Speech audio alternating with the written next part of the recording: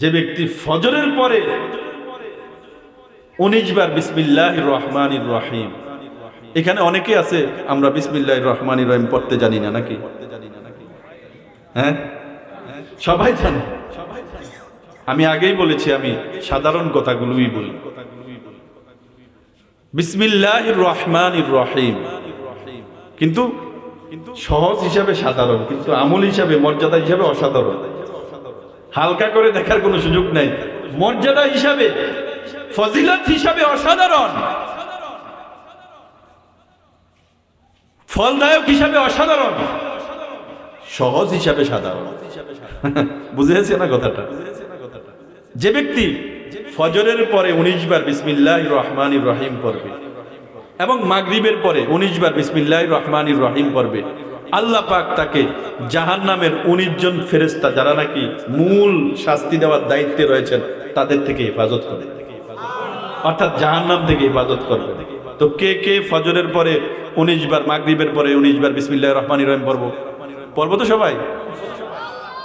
যারা নামাজের অভ্যাস নাই, তারা নামাজ পড়ার অভ্যাস করতে হবে এবং ওই অভ্যাস করেই নামাজের পরেই আমলটা করতে হবে। পড়বো তো ইনশাআল্লাহ নামাজ? কে কে পড়বো না? হ্যাঁ হ্যাঁ, ঠেলার লগে উঠে ফেলছে। সবাই পড়বো ইনশাআল্লাহ। যাদের কানে আমাদের আওয়াজ যাচ্ছে, যারা এখানে উপস্থিত আছি তারাও পড়বো, যারা উপস্থিত নেই কিন্তু মাইকের আওয়াজ শুনতেছি তারাও পড়বো। নামাজ এমন এক ইবাদত,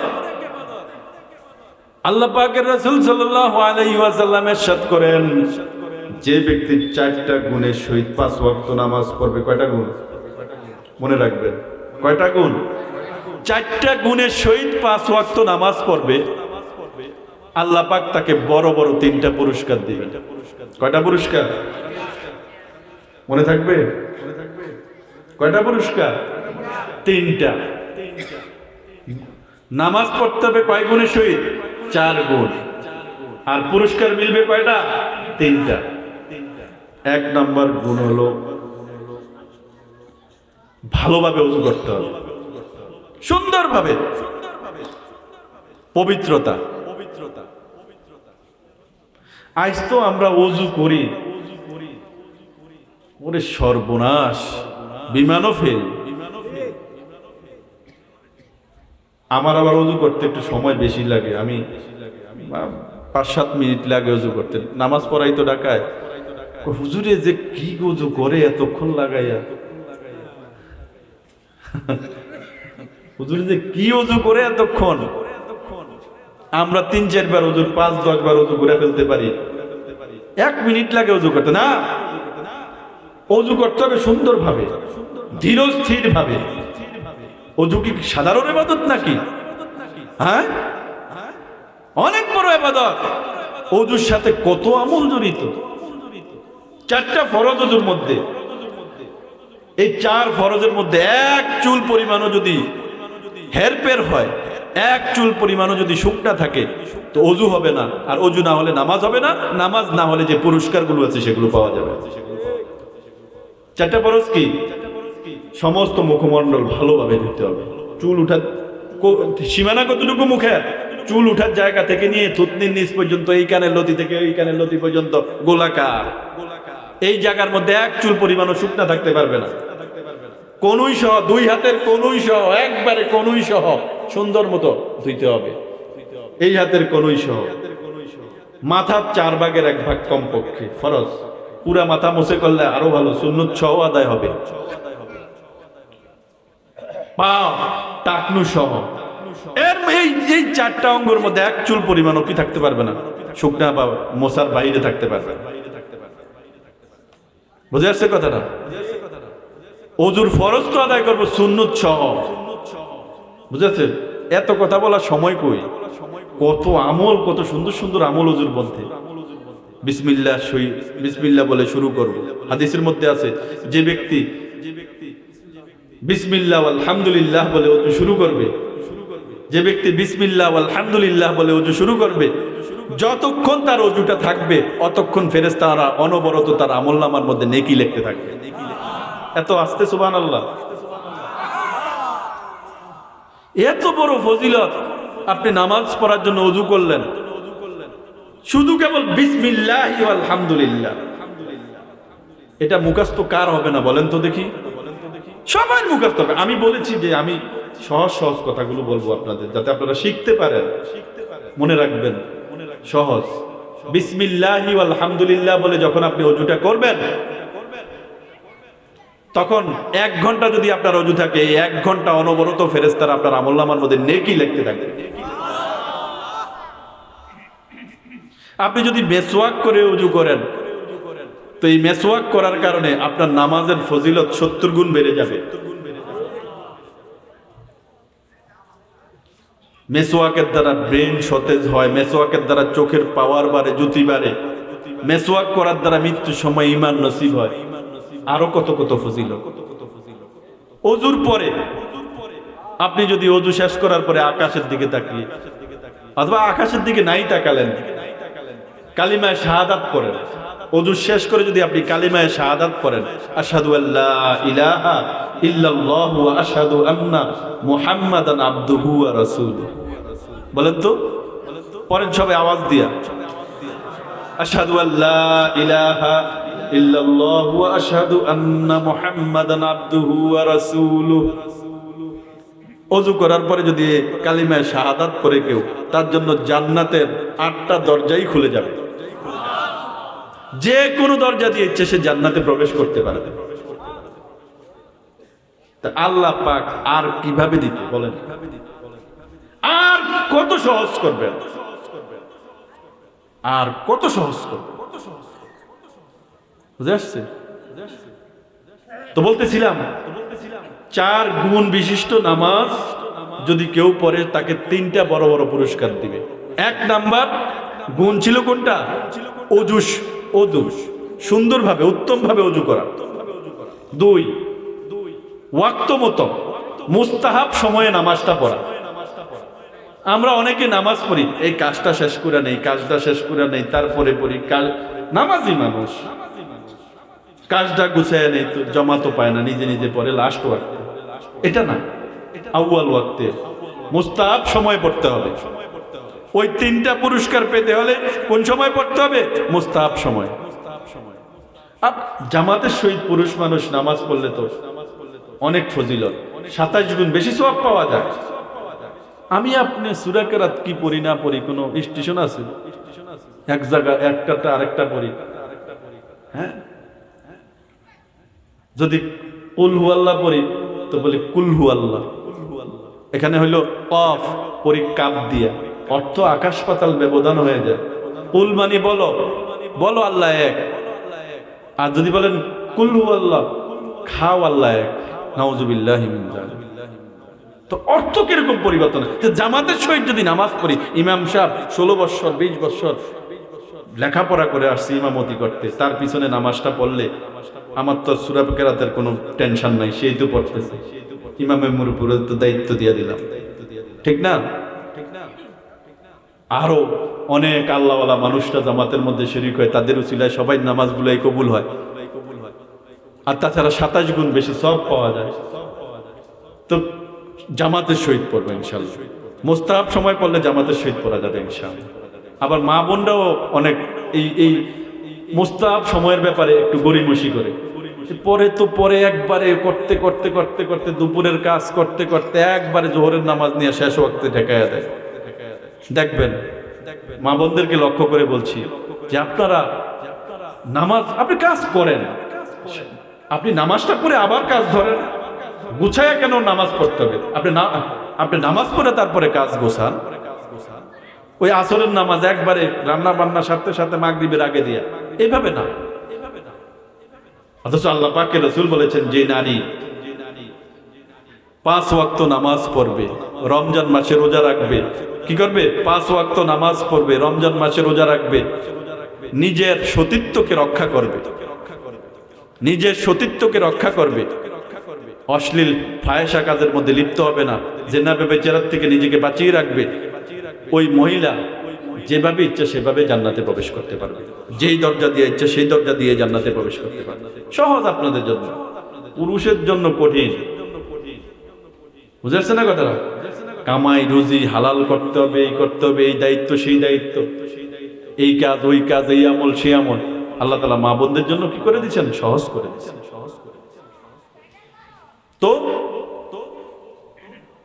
একটা গুণ ছিল কি? উত্তম ভাবে অজু করা। দ্বিতীয় গুণ হলো কি? মুস্তাহাব সময়ে নামাজ আদায় করা। কোন সময়ে? মুস্তাহাব সময়ে নামাজ আদায় করা। তৃতীয় গুণ রুকু সেজদা ধীরস্থির ভাবে আদায় করা। ওরে বাবা, রুকুতে যায় আর উঠে, সোজা হইয়া দাঁড়ায়ও না, অথচ রুকু থেকে সোজা হইয়া দাঁড়ানো ওয়াজিব। রুকুতে সোজা হইয়া দাঁড়ানো কি ওয়াজিব।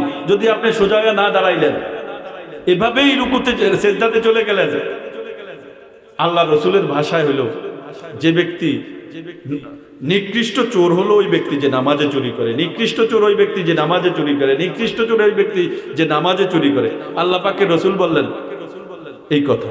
সাহাবায়ে কেরাম জিজ্ঞেস করলেন, ইয়া রাসূলুল্লাহ, নামাজের মধ্যে আবার চুরি করে কিভাবে? নামাজে চুরির অর্থ কি? আল্লাহ পাকের রসুল বলেন যে নামাজের মধ্যে তাড়াহুড়া করে, রুকু ঠিক মতো আদায় করে না, রুকু থেকে সোজা হয়ে ঠিক মতো সোজা হয়ে দাঁড়ায় না, সিজদা তার মধ্যে তাড়াহুড়া করে, সিজদা ঠিক মতো করে না, সিজদার থেকে সোজা হয়ে ঠিক মতো বসে না, এটা হলো নামাজের মধ্যে চুরি। এরা হলো নিকৃষ্ট চোর। বুঝে আসছে কথাটা? রুকু সেজদা ধীরস্থির ভাবে,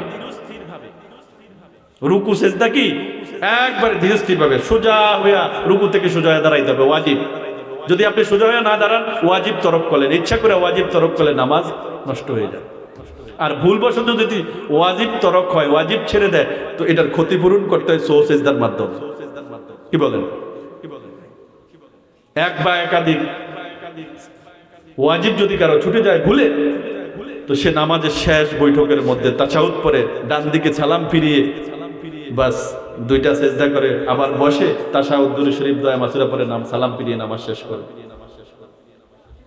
আর যদি নামাজের মধ্যে ফরজ ছুটে যায়, তো গোটা নামাজ বাতিল হয়ে যায়। এটার ক্ষতিপূরণের কোনো সম্ভাবনা কি থাকে না, সুযোগ থাকে না।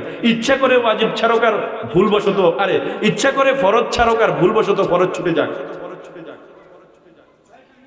সর্ব অবস্থাতেই নামাজ বাতিল। এটার আর ক্ষতিপূরণের কোনো সুযোগ থাকে না। নামাজের মধ্যে মোটামুটি কয়টা ফরজ? কয়টা? 13টা। 17 ফরজ তো হলো 17 রাকাত ফরজ, কিন্তু নামাজের মধ্যে ফরজ কিছু কাজ আছে। এই 17 রাকাত ফরজের মধ্যে কিছু ফরজ কাজ আছে, যে কাজগুলো করা ফরজ। এগুলো বাইরে হইল 6টা ফরজ, ভিতরে 6টা, বাইরে 7টা। বাইরে 7টা কি? শরীর পাক, কাপড় পাক, নামাজের জায়গা পাক, সতর ঢাকা, কেবলামুখী হওয়া, সময় মতো নামাজ পড়া, নামাজের কি করা? নিয়ত করা।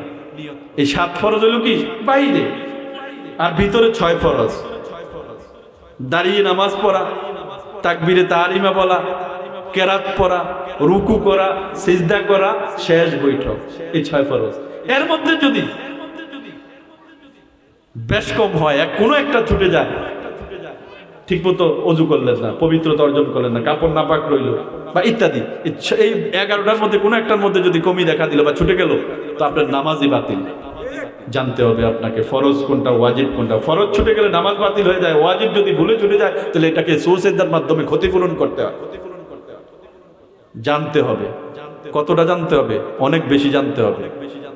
ইমাম সাহেবদেরকে পাগল করে ফেলাইবেন, হুজুর নামাজের ওয়াজিব কি শিখান, নামাজের ফরজ কি শিখান, নামাজ ভাঙে কি করলে শিখান আমাদেরকে। কি কেবল ইমাম সাহেবের দোষ তা পারাপারি হয়?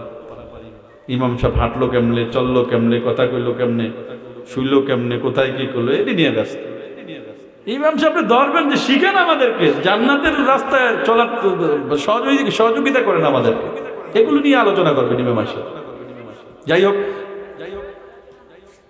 তো রুকু সেজদা ধীরস্থির ভাবে কি করতে হবে? রুকু সেজদা করা। এটা কয় নম্বর গুণ? 3 নাম্বার। আর চতুর্থ গুণ হলো মনোযোগ সহকারে একাগ্রতার সহিত নামাজটা পড়া। একাগ্রতার সহিত কি করা? নামাজটা পড়া। কয় নামাজের মধ্যে দুনিয়া সব এই চিন্তা ভাবনা আইসা বাসা দেয়, যেটা নামাজের বাইরেও আসে না সেটা নামাজের মধ্যে দাঁড়াইলে আসে। কারণ শয়তান দেখতেছে যে লাভজনক কাজ করে ফেলতেছে, এটাকে ধ্বংস করতে হবে, নামাজটাকে নষ্ট করতে হবে। এই জন্য শয়তান মনের মধ্যে আইনা ব্যাস বিভিন্ন কথা মনে করায় দেয়, তাকে কল্পনার জগতে ভাসায় দেয়। এতে করে কি হয়? তার নামাজটা প্রাণহীন হয়ে যায়। তো এই ক্ষেত্রে নামাজের মধ্যে মনোযোগ নষ্ট হবেই, এটা স্বাভাবিক। কিন্তু আপনার যখন মনে হবে যে আমি নামাজের মধ্যে আছি, সাথে সাথে মনকে ফিরে আনবেন যে না, আমি আল্লাহর সামনে দাঁড়াইছি। আনতাবুদাল্লাহ কাআন্নাকা তাকুন তারাহু ফাইন লাম তাকুন তারাহু ফাইন্নাহু ইয়ারাক। তুমি এমন ভাবে নামাজ পড়ো, এমন ভাবে ইবাদত করো যেন তুমি আল্লাহকে দেখছো। তুমি আল্লাহ তাআলার সাথে কথা বলছো, আল্লাহকে তুমি কথা শোনাইতেছো, আল্লাহ তোমার কথার জবাব দিচ্ছেন। আল্লাহর পাকের কাছে তুমি চাইতেছো, আল্লাহ পাক তোমাকে দিচ্ছেন, এমন ভাবে। আর যদি তোমার ঈমান এই পর্যায়ে না হয় যে তুমি আল্লাহকে দেখতেছো, এটা মনে করতে পারতেছো না, অন্তত এইটুকু মনে করো যে তোমাকে আল্লাহ দেখছে, যে আমি আল্লাহর সামনে দাঁড়িয়ে আছি, আল্লাহর সাথে কথা বলছি। এই নামাজের বিনিময়ে আল্লাহ জান্নাত দান করবেন, জাহান্নাম থেকে ইবাদত করবেন, এই ধরনের কল্পনা নামাজের মধ্যে নিয়ে আসবেন। যখনই মন চলে যাবে মনে হইলে আবার ফিরে আনবো, যখন মন চলে যাবে আবার ফিরে আনবো, আবার চলে যাবে আবার ফিরে আনবো। এইভাবে যদি কেউ নামাজ শেষ করতে পারবে, সে একাগ্রতার সহিত নামাজ পড়লো, মনোযোগের সহিত নামাজ পড়লো। তো চতুর্থ গুণ হলো কি? একাগ্রতার সহিত নামাজটা পড়া। তাহলে এই 4 গুণ বিশিষ্ট নামাজ যে আদায় করবে, আল্লাহ পাক তাকে বড় বড় 3টা পুরস্কার দিবেন। কত? 3টা পুরস্কার। মনে আছে 4টা গুণ কি? উত্তম ভাবে ওযু করা, সুন্দর ভাবে ওযু করা, 1 নাম্বার। 2, মুস্তাহাব সময়ে নামাজটা পড়া, উত্তম সময়ে নামাজ পড়া, আউয়াল ওয়াক্তে নামাজ পড়া। 3, রুকু সেজদা ধীরস্থির ভাবে করা। 4, মনোযোগ সহকারে নামাজ পড়া, একাগ্রতার সহিত নামাজ পড়া, খুশি খুজুর সহিত নামাজ পড়া। এইভাবে পড়লে আল্লাহ পাক বড় বড় 3টা পুরস্কার দিবেন। 1 নাম্বার পুরস্কার, আল্লাহ পাক তার সকল গুনাহগুলোকে মাফ করে দিবেন। এত আস্তে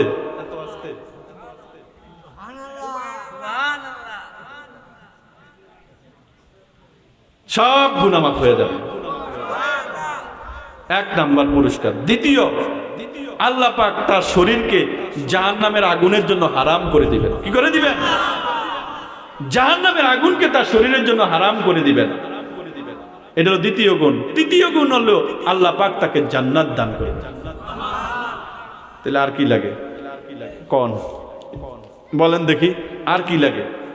5 ওয়াক্ত নামাজ যদি আমি এই 4 গুণের সহিত পড়ি, তো আল্লাহ পাক আমার বড় বড় পুরস্কার 3টা, যেটা কি? গুনাহ মাফ করে দিবেন, জান্নাত দান করবেন, জাহান্নাম থেকে হেফাজত করবেন। পড়ব তো ইনশাআল্লাহ 5 ওয়াক্ত নামাজ। আল্লাহ পাক তৌফিক দান করেন। কথা কোথা থেকে কোথায় চলে আসছে মনে আছে আপনাদের?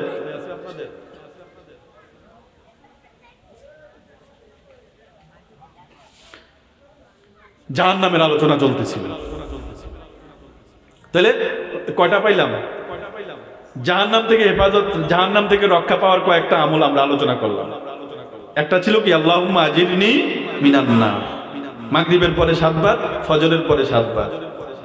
বিসমিল্লাহির রহমানির রহিম কয়বার? 19 বার। ফজরের পরে 19 বার, মাগরিবের পরে 19 বার। বাস, জাহান্নামের আগুন থেকে, জাহান্নামের ফেরেশতাদের শাস্তি থেকে আল্লাহ পাক হেফাজত করবেন। আরেকটা আমল পাইলাম কোনটা? 5 ওয়াক্ত নামাজ। 5 ওয়াক্ত নামাজ 4টা গুণের সহিত। শুধু জাহান্নাম থেকে বাঁচবো না, গুনাহও মাফ হবে, জান্নাতও পাওয়া যাবে। গুনাহও মাফ হবে, জান্নাতও পাওয়া যাবে। আল্লাহ পাক আমাদেরকে আমল করার তৌফিক দান করেন। এইবার জাহান্নামীরা ওই পুষ টুস রক্ত পুষ খায়া কি করলো? ভিতরে নামাইলো কাঁটাযুক্ত খাবার। এইবার তারা সবাই পরামর্শ করে, চলো দোজখের যে রক্ষীরা আছে তাদের কাছে আমরা যাই, তাদের কাছে আমরা গিয়ে আবেদন করি যে আপনারা একটু আল্লাহ পাকের কাছে দরখাস্ত করেন আমাদের শাস্তিটা যাতে কিছু কমায় দেয়।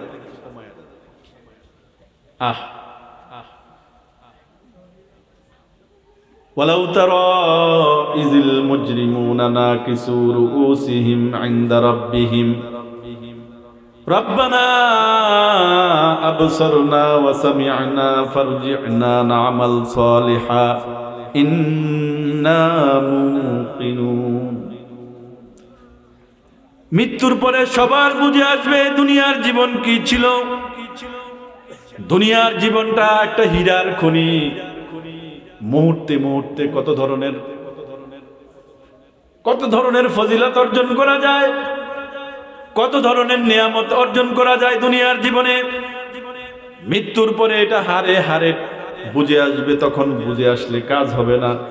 আল্লাহ পাক বলেন ওয়ালাউ তারা ইযিল মুজরিমুনা নাকিসু রুউসিহিম ইনদা রাব্বিহিম।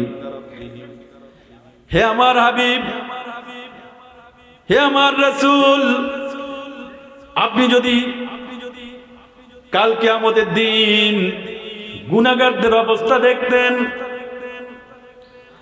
তারা মাথাটা নিচু করে আমার সামনে দাঁড়িয়ে থাকবে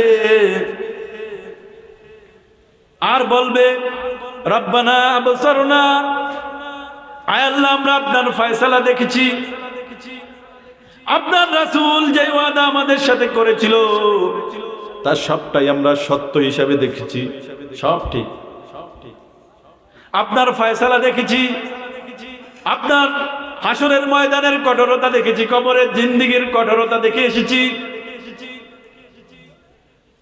কবরের জীবন যে কত কঠিন, মৃত্যু যন্ত্রণা যে কত কঠিন, সব দেখে এসেছি। ওয়াসামি'না, আপনার ফয়সালা শুনেছি। ফারজি'না না'মাল সালিহা, একটু সুযোগ দান করুন আমাদেরকে আরেকবারের জন্য দুনিয়ার মধ্যে পাঠান, আরেকবারের জন্য আমাদেরকে দুনিয়াতে পাঠান। ফারজি'না না'মাল সালিহা, এই দুনিয়ার মধ্যে গিয়ে আমরা আবার সুন্দর ভালো ভালো আমলগুলো, 5 ওয়াক্ত নামাজ পড়ব, ওই 4 গুণ বিশিষ্ট নামাজ পড়ব। আমরা আল্লাহ আপনার উপর পরিপূর্ণ বিশ্বাস করব, আপনার উপর পরিপূর্ণভাবে ভরসা করব। আপনার রাসূল যে কিতাব নিয়ে আসছেন কোরআন, সম্পূর্ণ জীবন ব্যবস্থা আমাদের কোরআনের আলোকেই হবে। ইন্না মুকিনুন, আমরা পরিপূর্ণভাবে বিশ্বাস করে গেলাম, আমাদেরকে আবার পাঠায়া দেন একটু দুনিয়ার মধ্যে। আল্লাহ বলবেন না রে না, আর সুযোগ নাই, দুনিয়ার মধ্যে যাওয়ার আর সুযোগ নাই, এটা আমার বিধানে নাই। আজ দুনিয়ার মানুষ বেহুশ, যার হাজার আসে লাখের চিন্তা আছে, আল্লাহর কাছে কোটি কোটি চিন্তা আছে আরো। এইভাবে উদাসীনতার সহিত দুনিয়ার জীবনকে, দুনিয়ার সুখ সামগ্রীকে বাড়ানোর চিন্তায় আছে। আল্লাহকুমুত তাকাসুরু হাত্তা যুরতুমুল মাকাবির।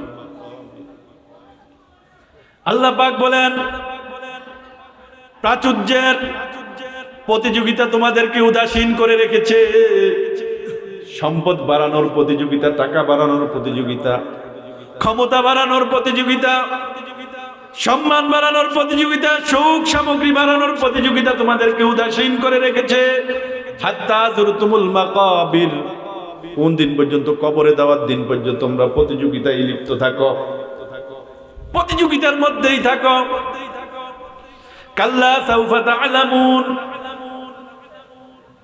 এই সম্পদ বাড়ানোর প্রতিযোগিতা, টাকা বাড়ানোর প্রতিযোগিতা, বাড়ি গাড়ি করার প্রতিযোগিতা, এটা কখনো সফলতার রাস্তা নয়। এটা তোমরা অচিরেই জানতে পারবে। এটা তোমরা কি খুব শিগগির জানতে পারবে, মৃত্যুর পরেই জানতে পারবে, মৃত্যুর পরেই জানতে পারবে। সুম্মা কাল্লা সাউফা তা'লামুন, আমি আবারও বলছি, আল্লাহ পাক বলেন আমি আবারও বলছি, এই সম্পদের প্রতিযোগিতায় লিপ্ত থাকা, এই সম্পদ বাড়ানোর প্রতিযোগিতায়, দুনিয়ার সুখ সামগ্রী বাড়ানোর প্রতিযোগিতায় লিপ্ত থাকা, আর জান্নাতের রাস্তা থেকে উদাসীন থাকা, আখিরাত থেকে উদাসীন থাকা, এটা কখনোই সফলতার বস্তু নয়, সফলতার পথ নয়। সুম্মা কাল্লা সাউফা তা'লামুন, এই সত্য তোমরা অচিরেই জানতে পারবে, এটা তোমরা জানতে পারবে। কাল্লা লাউ তা'লামুনা ইলমাল ইয়াকিন, সাবধান সাবধান, তোমরা এই উদাসীন থাকতে না, দুনিয়া নিয়েই পড়ে থাকতে না, আখিরাতকে ভুলে থাকতে না, কবরের জিন্দেগিকে ভুলতে না, জান্নাতের কথাকে ভুলতে না, জাহান্নামকে ভুলতে না। যদি তোমাদের নিশ্চিত জ্ঞান থাকতো, তোমাদের নিশ্চিত জ্ঞান নেই, তোমরা ভালোভাবে বিশ্বাস করো না, আখিরাত সম্বন্ধে, পরকালীন জীবন সম্বন্ধে তোমাদের যদি নিশ্চিত জ্ঞান থাকতো, তাহলে তোমাদের এই অবস্থা হতো না। লাতারাউন্নাল জাহিমা সুম্মা লাতারাউন্নাহা আইনাল ইয়াকিন। এই অবস্থায় যদি চলতে থাকো, প্রাচুর্য, সম্পদ বাড়ানোর প্রতিযোগিতায়, দুনিয়ার ভোগ সামগ্রী, বিলাসিতার বস্তু বাড়ানোর প্রতিযোগিতায় যদি তোমরা মত্ত থাকো, আর এইভাবে যদি কবরে যাও, তো তোমাদেরকে জাহান্নাম স্বচক্ষে দেখতে হবে, তোমাদেরকে জাহান্নামকে দেখতে হবে। সুম্মা লাতারাউন্নাহা আইনাল ইয়াকিন। আমি আবারও বলছি, আল্লাহ পাক বলেন, আমি আবারও বলছি, স্বচক্ষে তোমাদেরকে জাহান্নাম দেখতে হবে। সুম্মা লাতুসআলুন্না ইয়াওমাইযিন আনিন নাঈম। জমা করো, সম্পদ জমা করো, যা পারো করো, জমা করো। প্রত্যেকটা সম্পদের হিসাব আমাকে দিতে হবে। কোন লাইনে আয় করেছো, কোন লাইনে অর্জন করেছো, কোন লাইনে ব্যয় করেছো, করো না জমা। লা তাযালু কদামা আবদিন ইয়াওমাল কিয়ামা। قال رسول الله صلى الله عليه وسلم। আল্লাহ পাকের রাসূল সাল্লাল্লাহু আলাইহি ওয়াসাল্লাম ইরশাদ করেন, লা তাযালু কদামা আবদিন ইয়াওমাল কিয়ামা হাত্তা ইউসালা আন আরবাঈন।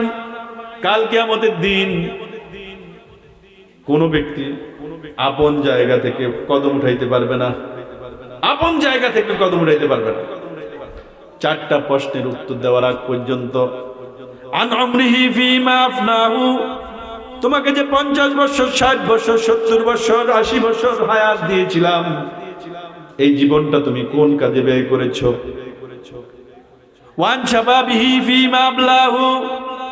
তোমাকে যে যৌবন দিয়েছিলাম, এই যৌবন তুমি কোথায় লাগিয়েছো? যৌবনকালে কি ইবাদত করেছো?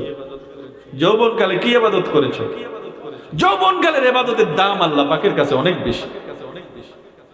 যৌবনকালের ইবাদতের দাম আল্লাহ পাকের কাছে বেশি।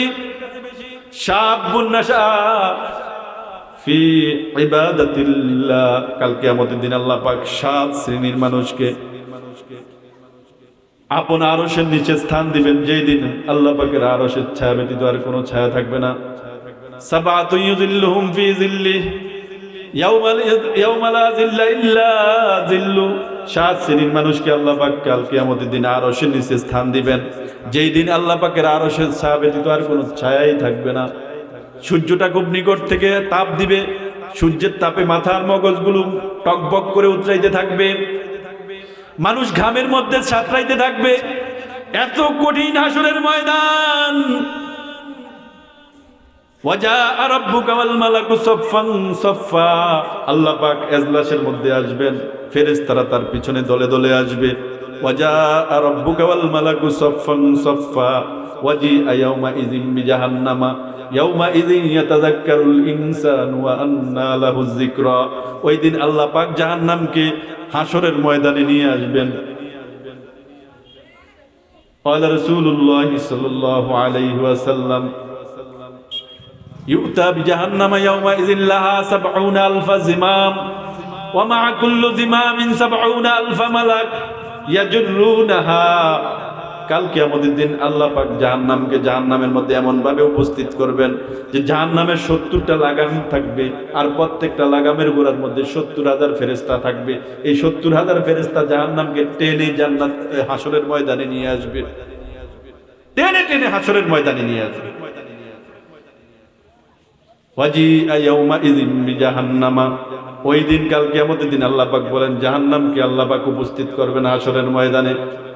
ইয়াওমা ইযিন ইয়াতাযাক্কারুল ইনসানু ওয়া আন্না লাহু যিকরা। ওই দিন মানুষ উপদেশ গ্রহণ করবে, মানুষ উপলব্ধি করতে পারবে, এই সত্য উপলব্ধি করতে পারবে। ওয়া আন্না লাহু যিকরা। ওই সময় সত্য উপলব্ধি করলে, ওই সময় উপদেশ গ্রহণ করলে লাভ হবে কি?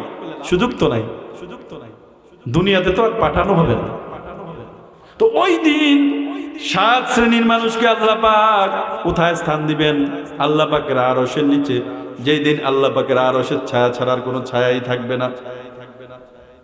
ইমামুন আদলুন, ইনসাফগার বাদশাহ, ইনসাফগার শাসক, যেই শাসক প্রজাদের উপর কি করেন? ইনসাফ করেন, প্রজাদের সুযোগ সুবিধার ব্যবস্থা করে দেন। এই ধরনের শাসকদেরকে আল্লাহ পাক কাল কিয়ামতের দিনে আরশের নিচে স্থান দিবেন। শাবুন নাশা ফি ইবাদাতিল্লাহ, ওই যুবক, যেই যুবক আল্লাহ পাকের ইবাদতের মধ্যে নিজের জীবনকে পরিচালিত করেছে, যৌবনকালে কি করেছে? ইবাদত করেছে। দরজওয়ানি তওবা করদন শিওয়ে পয়গম্বরি, দরজওয়ানি তওবা করদন শিওয়ে পয়গম্বরি, वक्त पीरे गुर्ग जालिम मीशवद पर हेज़गार। জোয়ান কালে তওবা করা, জোয়ান কালে ইবাদত করে, এটা নবীদের গুণ। আরে বার্ধক্য, মানুষের যখন বার্ধক্য এসে যায় তখন তো আর অন্য কোনো কাজ থাকে না, এইভাবেই মসজিদে আসে। বুঝতে পারছেন না কথা? জোয়ান কালের ইবাদতের দাম বেশি। ওই যুবক যে যৌবনকালে আল্লাহর ইবাদত করেছে তাকেও আল্লাহ পাক আরশের নিচে স্থান দিবেন। আর কাকে? ওয়ারাজুলুন কলবুহু মুআল্লাকুন ফিল মাসাজিদ, ওই মানুষ, ওই ব্যক্তি যার মনটা, যার অন্তরটা মসজিদের সাথে লাগিয়া থাকে, মসজিদের সাথে আটকায়া থাকে, এই ধরনের লোককেও আল্লাহ পাক কাল কিয়ামতের দিন আরশের নিচে স্থান দিবেন। কাজের জন্য অফিসে যায়, কাজের জন্য মাঠে যায়, কাজের জন্য বাড়িতে যায়, কাজের জন্য দোকানে যায়, কিন্তু মনটা মসজিদের সাথে লেগে থাকে। মুয়াজ্জিন যখন আজান দেয়, হাইয়া আলাস সালাহ, আসো নামাজের দিকে, হাইয়া আলাল ফালাহ, আসো কামিয়াবির দিকে, তখন তার মনটা ছুটে আসে মসজিদের মধ্যে, সশরীরে মসজিদে এসে উপস্থিত হয়। এই ধরনের লোককেও আল্লাহ পাক কাল কিয়ামতের দিন আরশের নিচে স্থান দেবেন। ওয়ারাজুলান তাহাব্বা ফিল্লাহি ইজতামা আলাইহি ওয়া তাফাররাকা আলাইহি, ওই দুই ব্যক্তি, এই দুই ব্যক্তি আল্লাহর জন্য একত্রিত হয়, আল্লাহকে খুশি করার জন্য একত্রিত হয়, আবার আল্লাহকে খুশি করার জন্যই আবার পৃথক হয়। হজের ময়দানে সব জায়গায় জমা হয় কার জন্য? আল্লাহর জন্য। মসজিদের মধ্যে নামাজ পড়ার জন্য জমা হয় কার জন্য? আল্লাহর জন্য। কারো কোনো উপকার করার জন্য যায় সবাই মিলে কার জন্য? আল্লাহর জন্য। তাবলীগের মধ্যে যায় কার জন্য? আল্লাহর জন্য। আবার পৃথক হয় কার জন্য? আল্লাহর জন্য। এই দুই ব্যক্তিকে কাল কিয়ামতের দিন আল্লাহ পাক আরশের নিচে স্থান দিবেন, আরশের নিচে স্থান দিবেন। ইয়াউমা লা যিল্লা ইল্লা যিল্লু, যেই দিন আল্লাহ পাকের আরশের ছায়া ব্যতীত আর কোনো ছায়াই থাকবে না। ওয়ারাজুলুন দাআতু ইমরাতুন যাতু মানসাবিন ফাকালা ইন্নী আখাফুল্লাহ, ওই ব্যক্তি যাকে কোনো উচ্চ বংশীয়া সুন্দরী রমণী ব্যভিচারের দিকে আহ্বান করে, জিনার দিকে আহ্বান করে, ওই পুরুষ সাপ বলে দেয় আমি আল্লাহকে ভয় করি, এই ধরনের অপকর্মে আমি লিপ্ত হব না। এমনি ভাবে কোনো মহিলা তাকে যদি কোনো সুন্দর উচ্চ বংশীয় কোনো যুবক বা ব্যক্তি খারাপ কাজের প্রস্তাব দেয়, সে বলে দেয় আমি আল্লাহকে ভয় করি, এই ধরনের যুবক যুবতীকেও আল্লাহ পাক কাল কিয়ামতের দিন আরশের নিচে স্থান দিবেন। বুঝে আসছে কথাটা?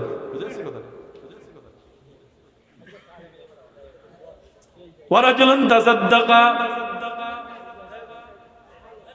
ওয়ারাজুলুন তাসাদ্দাকা বিসাদাকাতিন ফাআখফাহা হাত্তা লা তা'লামা শিমালুহু মা তুনফিকু ইয়ামিনুহু, আর ওই ব্যক্তি, যে ব্যক্তি সদকা করছে এমন গোপনে যে তার বাম হাতও জানে না তার ডান হাতে কি দান করেছে, এই ব্যক্তিকেও আল্লাহ পাক কাল কিয়ামতের দিন কি আরশের নিচে।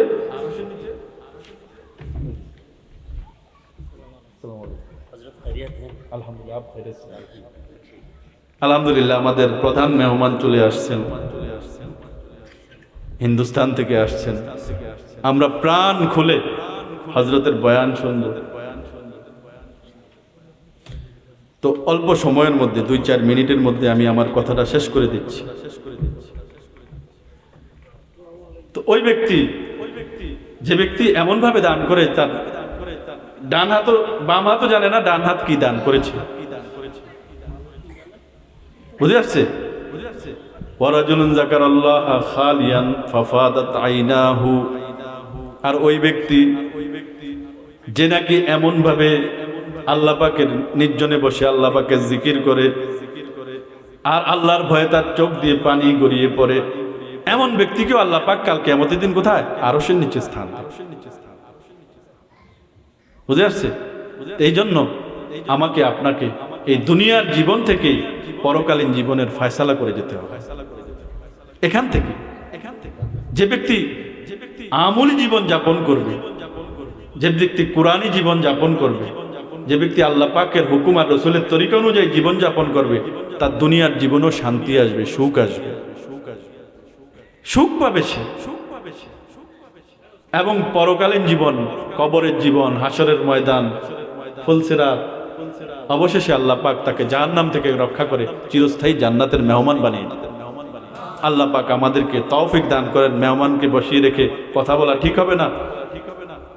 আমাদের বড় বরকতময় মেহমান চলে এসেছেন, ওনার মুখে আমরা আলোচনা শুনবো ইনশাআল্লাহ। আল্লাহ পাক আমাদেরকে তৌফিক দান করেন। ওয়া আখির দাওয়ানা আলহামদুলিল্লাহি রাব্বিল আলামিন।